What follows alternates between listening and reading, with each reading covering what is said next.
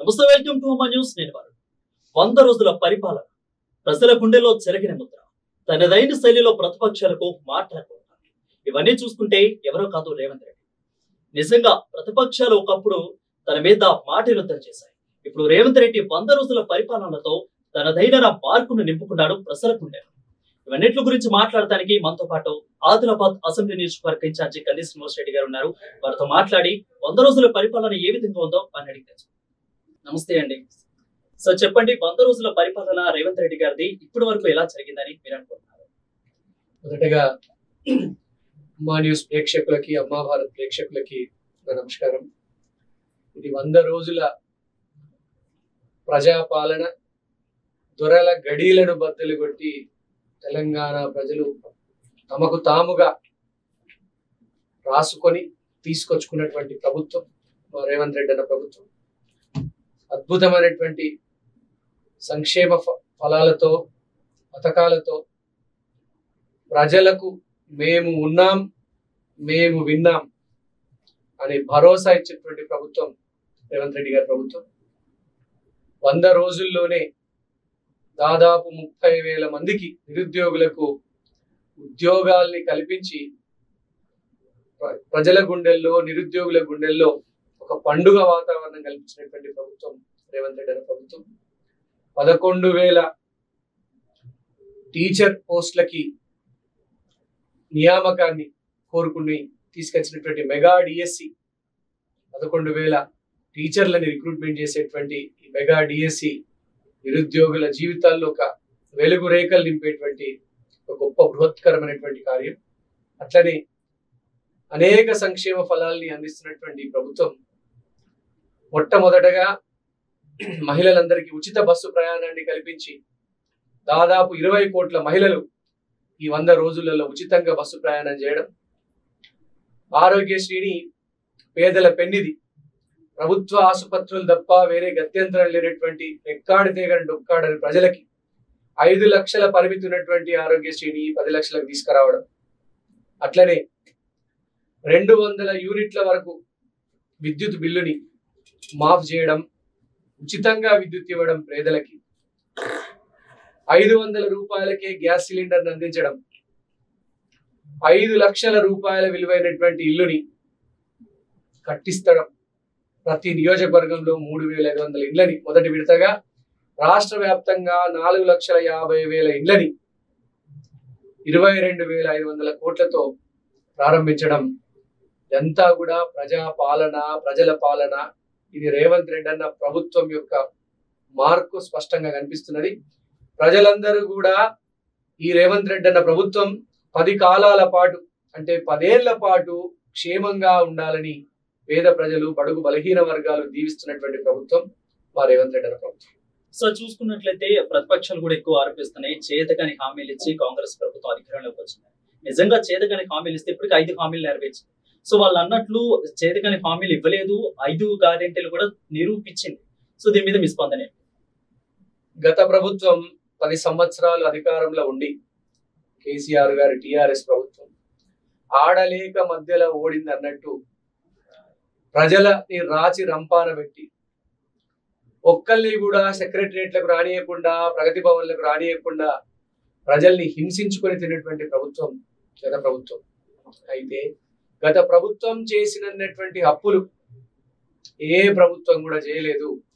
ఆ కేసీఆర్ ప్రభుత్వం చేసినటువంటి అప్పులకు 35% రాష్ట్ర ప్రభుత్వ ఖజానాలో ఉన్నటువంటి సొమ్ము, 35% రాష్ట్ర ఆదాయం అప్పులకు వడ్డీలు కట్టడానికే పోతున్నది. ఆ మిగిలినటువంటి 65%లోనే 80,000 కోట్ల రూపాయలు సంక్షేమ ఫలాలు అందించడానికి, సంక్షేమ పథకాలు అమలు చేయడానికి కాంగ్రెస్ ప్రభుత్వం 80,000 కోట్లను కేటాయించింది. అందులో కేవలం ఇల్లు కట్టియడానికి, బడుగు బలహీన వర్గాలకి, పేద ఇల్లు కట్టుకోలేనటువంటి పరిస్థితిలో ఉన్న వాళ్ళకి ఒక ఆత్మగౌరవ ప్రతీక అయినటువంటి ఇల్లుని 5 లక్షల రూపాయలతో కట్టించడానికి 22,500 కోట్లను కేటాయించడం. ఇవన్నీ కూడా ఈ ప్రభుత్వం సాధించినటువంటి ఒక గొప్ప విజయాలు. 100 రోజుల్లోనే 5 సంక్షేమ పథకాల్ని అమలు చేయడం, 5 గ్యారెంటీల్ని అమలు చేయడం కాంగ్రెస్ పార్టీ సాధించినటువంటి విజయం. దీన్ని ఓర్వలేక దీన్ని మసిపూసి మారేడుకాయ చేయాలని కేసీఆర్ గారు కానీ, కేటీఆర్ గారు కానీ, హరీష్ రావు గారు కానీ, కవిత గారు కానీ వాళ్ళ చెంచాలని ఉసిగొలిపి ప్రభుత్వానికి వస్తున్నటువంటి మంచి పేరుని చెడగొట్టడానికి ప్రయత్నం చేస్తుండ్రు. కానీ ప్రజలకు అర్థమైంది, ఖచ్చితంగా వచ్చే లోక్సభ ఎలక్షన్లలో 17 పార్లమెంటు స్థానాలకి 17 పార్లమెంటు స్థానాలు కాంగ్రెస్ పార్టీ గెలుచుకోవడం ఖాయం. రేవంత్ రెడ్డి గారి ప్రభుత్వం, రేవంత్ రెడ్డి గారు వారి మంత్రివర్గ సహచరులు అద్భుతంగా నడుపుతున్నటువంటి ప్రభుత్వం వచ్చే 10 సంవత్సరాలు అధికారంలో ఉండడం ఖాయం. దీన్ని ఎవరు ఆపలేరని ప్రజల విశ్వాసం. రైట్. ఇప్పుడు రేవంత్ రెడ్డి గారు వదిలిన అన్ని సంక్షేమ పథకాలు కూడా మన తెలంగాణ రాష్ట్రంలో అన్ని వర్గాల ప్రజలకు అందుబాటులోకి వచ్చినాయి, అన్ని వర్గాలకు అందుతున్నాయి అనుకోవచ్చు. ఒకటే అండి, ఈ 5 లక్షల రూపాయలతో ఇల్లు కట్టియడము, ఇల్లు అనేది ఆత్మగౌరవానికి ప్రతీక. గత 10 సంవత్సరాలలో ఆడంబరాలకు పోయినటువంటి కేసీఆర్ ప్రభుత్వం ప్రచారమే తప్ప డబ్బాలో గులకరాళ్ళేసి సౌండ్ చేయడమే తప్ప ప్రజలకు ఇల్లు కట్టించిన పాపాన పోలేదు. కాంగ్రెస్ పార్టీ మొదటి సంవత్సరంలోనే 22,500 కోట్లు పెట్టి నిరుపేదలకు 5 లక్షలు పెట్టి ఇల్లు కట్టియడం అనేది ఇది ఒక బృహత్తరమైనటువంటి కార్యం. బడుగు బలహీన వర్గాలకు, మధ్యతరగతి ప్రజలకు, ఎస్సీ ఎస్టీ బీసీ మైనారిటీ వర్గాలు ఎక్కువగా లాభపడేటువంటి పథకాలు ఇవి. అట్లనే ఆడబిడ్డల ప్రభుత్వం ఇది. ఆడబిడ్డల రెక్కల కష్టం మీద ఏర్పడినటువంటి ప్రభుత్వం రేవంత్ రెడ్డి అన్న ప్రభుత్వం. ఆడబిడ్డల్ని 1,00,00,000 మందిని కోటీశ్వర్లు చేస్తాని రేవంత్ రెడ్డి అన్న ప్రకటించారు. దాంట్లో భాగంగానే ఆడబిడ్డలకు మొట్టమొదటి సంక్షేమ ఫలం మహిళలందరికీ బస్సు ప్రయాణం ఉచితంగా 20 కోట్ల మంది ప్రయాణించారు మహిళలు. అట్లనే 500 రూపాయలకే గ్యాస్ సిలిండర్ వల్ల కూడా మా ఆడబిడ్డలు, మా తెలంగాణ ఆడపడుచులే లబ్ధి పొందుతున్నారు. అట్లనే ఇంటికి దీపం ఇల్లాలు, ఆ ఇల్లుని ఆ ఇల్లాలకి నిర్మించి ఇచ్చేటువంటి బాధ్యత ఒక అన్నగా, ఒక తమ్ముడిగా, ఒక బిడ్డగా మా రేవంత్ రెడ్డి అన్న తీసుకున్నాడు. అట్లనే విద్యుత్ బిల్లులు కట్టకపోతే పోలీస్ కేసులు పెట్టినటువంటి గత టిఆర్ఎస్ ప్రభుత్వం దుశ్చర్య, దుర్మార్గాలకు వ్యతిరేకంగా 200 యూనిట్ల వరకు బడుగు బలహీన వర్గాలు అందరికి కూడా, పేద బిడ్డలకు ఉచితంగా కరెంట్ ఇవ్వడం అనేది ఇవన్నీ కూడా ఒక విప్లవాత్మక మార్పు తీసుకొచ్చేటువంటి పథకాలు. పేదల గుండెల్లో, పేదల జీవితాల్లో వెలుగు నింపేటువంటి పథకాలు. ఈ పథకాలన్నిటి వల్ల రేవంత్ రెడ్డి అన్న ప్రభుత్వానికి అద్భుతమైనటువంటి ప్రతిస్పందన, ప్రజల నుంచి అద్భుతమైనటువంటి జేజేలు పలుకుతున్నారు. వీటన్నిటిని దృష్టి పెట్టుకొని మా లక్ష్యం, ఏకైక లక్ష్యం, వచ్చే పార్లమెంట్ ఎలక్షన్ లో ఖచ్చితంగా 17కి 17 పార్లమెంట్ స్థానాల్ని గెలిపించుకొని మా రాహుల్ గాంధీ గారిని ప్రధానమంత్రి చేయడమే మా ముందున్నటువంటి ఏకైక లక్ష్యం. సరే, ఒక్క మాటలో చెప్పాలంటే 100 రోజుల పరిపాలన, 100 రోజుల సీఎం, ఈ టోటల్ గా రేవంత్ రెడ్డి గారు ఎక్కడ గానీ హుందాతనం గానీ, గర్వం గానీ, నేను సీఎం ని అన్న హుందాతనం ఎక్కడా లేదు. ప్రజల్లో సామాన్య ప్రజలుగా ఎవరు పిలిచినా పలికేగా, తనంతట తానుగా వెళ్లి నేతను కలిసిన నేపథ్యంలో కూడా మనం చూసాం. సో అది మిగిలిన సీఎంలు కూడా ఇవన్నీ సాధ్యమైనా అంత హుందాతనం లేకుండా సామాన్య ప్రజలుగా, సామాన్య ఒక నాయకుడిగా అందరిని కలుపుకుంటాను అంటే ఎలక్షన్ టైంలో కూడా చెప్పారు, నేను కాంగ్రెస్ ప్రభుత్వం అధికారంలోకి రావాలంటే ఒక మెట్టు తగ్గుతాను. సో ఇది మిగిలిన సీఎంలు కూడా సాధ్యమని చెప్పవచ్చా, ఓన్లీ ఫర్ రేవంత్ రెడ్డి? ఒకటి, రేవంత్ రెడ్డి అన్న గత ముఖ్యమంత్రి 100 రోజులలో 100 రోజులు గాయపడిపోయాడు. ఫామ్ హౌస్ లో కూర్చోవడం, ఎవ్వరికి కూడా కనీసం కుల సంఘాలు గాని, ఉద్యోగ సంఘాలు గాని, ప్రజా సంఘాలు గాని, ప్రజలు గాని ఎవ్వరికి అందుబాటులో లేకుండా ఉండేవారు. కానీ రేవంత్ రెడ్డి గారు ఈ 100 రోజులలో అలు పెరగకుండా ఉద్యోగ సంఘాల్ని, కుల సంఘాల్ని, బడుగు బలహీన వర్గాలకు చెందినటువంటి ప్రజాప్రతినిధుల్ని, అనేక మంది ఎమ్మెల్యేలని, మంత్రుల్ని అందరికీ కూడా టైం ఇస్తూ ఈ 100 రోజులలో పొద్దున్న నుంచి సాయంత్రం రాత్రి వరకు తీరిక లేకుండా ప్రజల మధ్యనే, ప్రజల చెంతనే ఉండడం. ఆయన ప్రజా సీఎం, ప్రజల ముఖ్యమంత్రి, ప్రజా ముఖ్యమంత్రి కనిపించుకున్నారు. ఇది రేవంత్ రెడ్డి అన్న మార్కు రాష్ట్ర యంత్రాంగం మీద, రాష్ట్ర పరిపాలన మీద వేయడం జరిగింది. 17 సంవత్సరాల పాటు ప్రతిపక్షంలో ఉన్నటువంటి రేవంత్ రెడ్డి గారిలో ఇంత మంచి పరిపాలనా దక్షత, ఇంత మంచి క్లీన్ అడ్మినిస్ట్రేషన్ నిర్వహించేటువంటి ఒక గొప్ప నిర్వహణా సామర్థ్యం ఉన్నదని ప్రజలు జేజేలు పలుకుతున్నటువంటి సందర్భం. ఇది తెలంగాణ రాష్ట్రానికి అట్లనే భారతదేశానికి కూడా రేవంత్ రెడ్డి అన్న ప్రభుత్వం ఒక ఆదర్శప్రాయంగా ఉంటది. రేపు తెలంగాణ మోడల్ అనేటువంటి రోజు వస్తుంది. మీరు చూడండి, గుర్తుపెట్టుకోండి. ఖచ్చితంగా 5 సంవత్సరాల తర్వాత 10 సంవత్సరాల తర్వాత ఇది రేవంత్ రెడ్డి గారి మోడల్, తెలంగాణ మోడల్ అనేటువంటి రోజులు వస్తాయి. ఇది కాంగ్రెస్ పార్టీ యొక్క గొప్పదనం, కాంగ్రెస్ పార్టీ ప్రభుత్వం యొక్క గొప్పదనం. తప్పకుండా రేవంత్ రెడ్డి గారు ప్రజల గుండెల్లో నిలిచిపోతారు. సార్, ఇప్పుడు 100 రోజుల పరిపాలన, 100 రోజుల సీఎం గా చూసుకున్నట్లయితే కొన్ని శాఖల మీద సమీక్షలు నిర్వహించారు. ఆర్థిక శాఖ, విద్యుత్ శాఖ, అదేవిధంగా నీటిపారుదల శాఖ, ఇలా శాఖల మీద అంటే ఒక్కొక్క దాని మీద ఒక్కొక్క రకంగా చేస్తూ వెళ్ళారు. వాటి మీద గత ప్రభుత్వాలు చేసిన తప్పిదాలను అన్నింటిలో కూడా బయటకు తీసుకొచ్చారు. నిజంగా ఈ 100 రోజులు ఇవన్నీ చేయడం అనేది ఓన్లీ ఫర్ రేవంత్ రెడ్డి గారికి ఎలా సాధ్యమైంది? గత ప్రభుత్వంలో అడపా దడపా ఎప్పుడో ఒకసారి తప్ప సమీక్షలు జరిగేటివి కావు.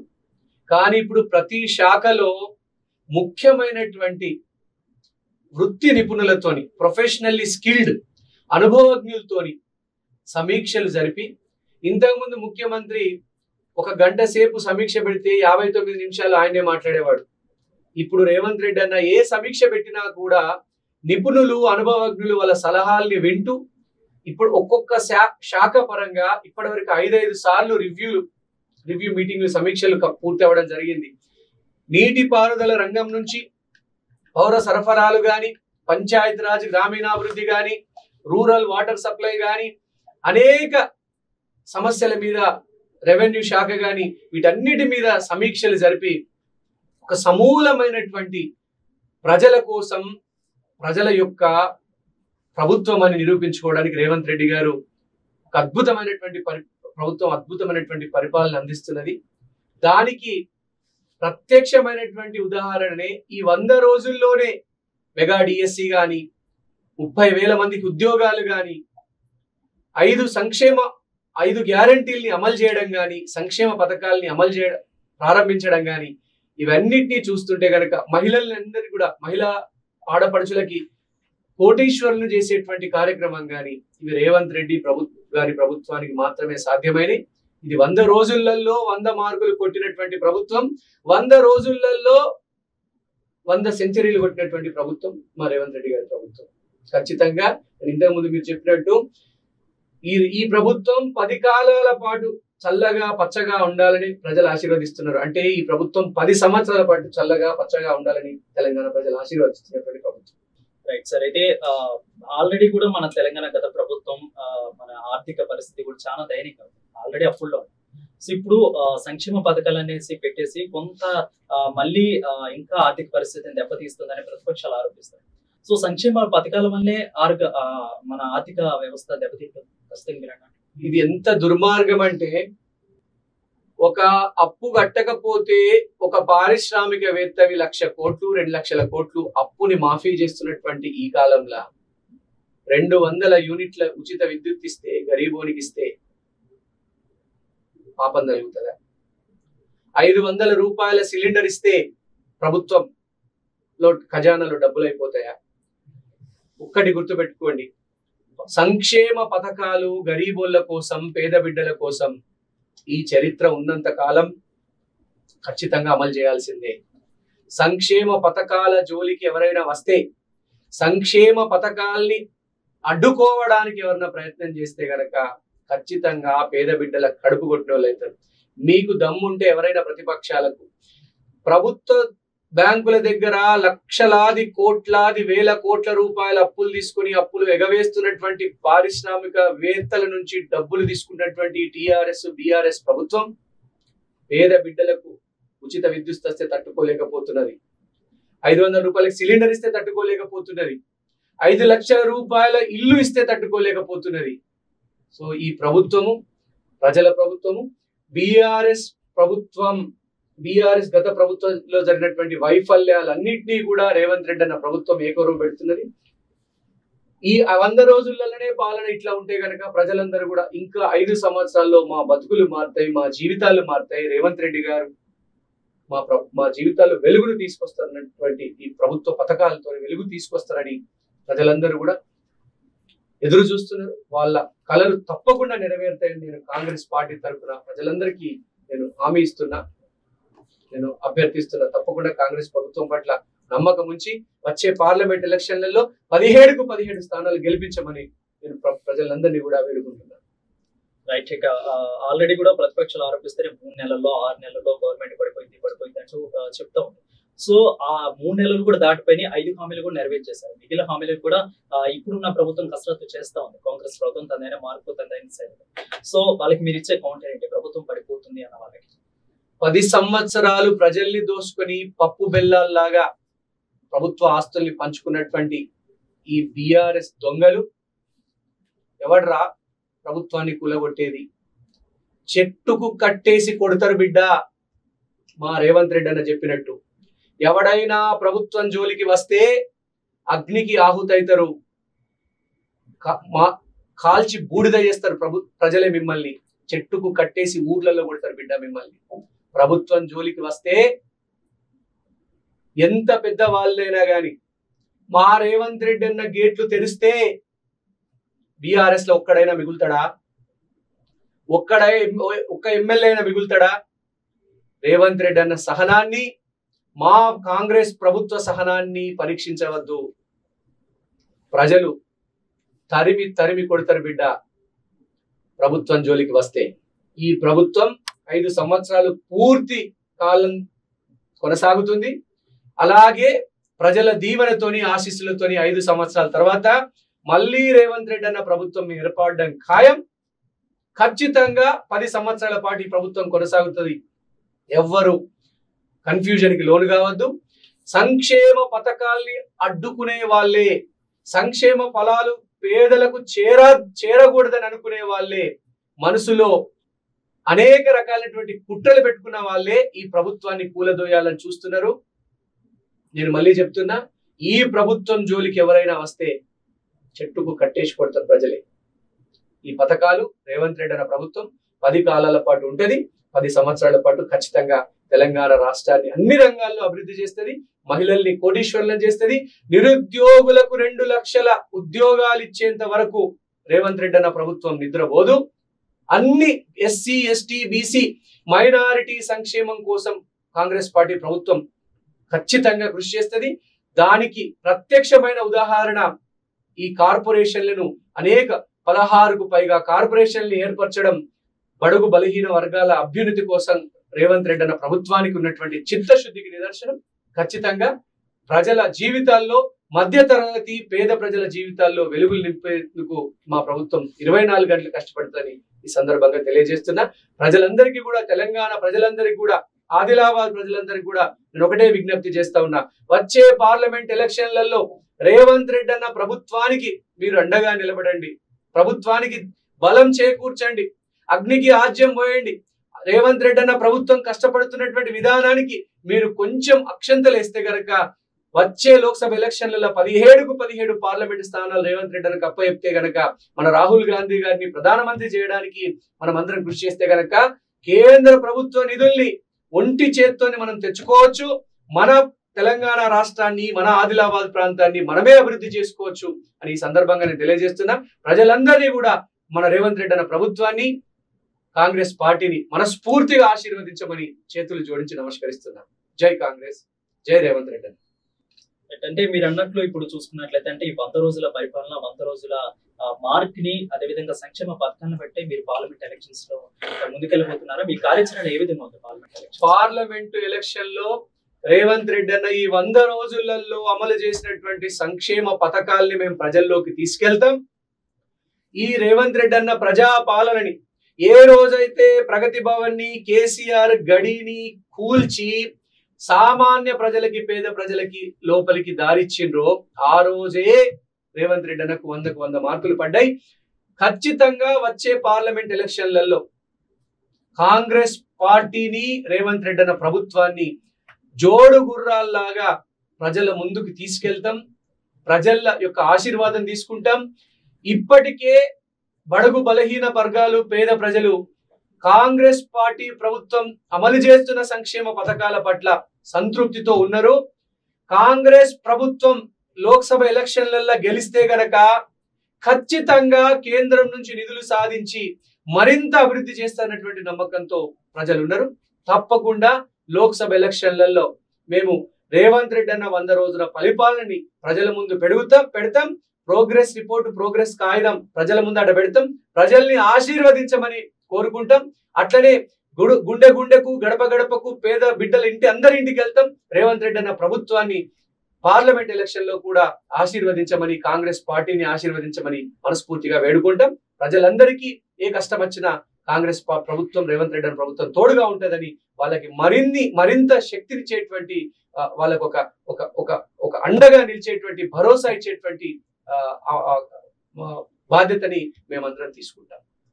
థ్యాంక్ యూ సార్, మీ యొక్క అభిప్రాయాన్ని మాకు పంచుకున్నందుకు. 100 రోజుల పాలన మీద, 100 రోజుల మార్కు మీద మీ యొక్క అభిప్రాయాన్ని మాతో పంచుకున్నందుకు. సో చూశారు కదా, రేవంత్ రెడ్డి యొక్క 100 రోజుల పాలన, 100 మార్కుల యొక్క అంశాన్ని మనతో పాటు పంచుకున్నారు కంది శ్రీనివాస్ రెడ్డి గారు. ఖచ్చితంగా ప్రజల యొక్క స్పందన అనూహ్యంగా వస్తుంది. ప్రజలు కూడా అందరూ కూడా జేజేలు కొడుతున్నారు రేవంత్ రెడ్డి యొక్క 100 రోజుల పరిపాలన కూడా చెప్తున్న పరిస్థితి కనిపిస్తుంది. సో ఇది వాళ్ళ ఇంటర్వ్యూ. మరొక ఇంటర్వ్యూతో మళ్ళీ కలుద్దాం. అంటే చూస్తూనే ఉండండి అమ్మ న్యూస్. నిజం కోసం ఛానల్స్.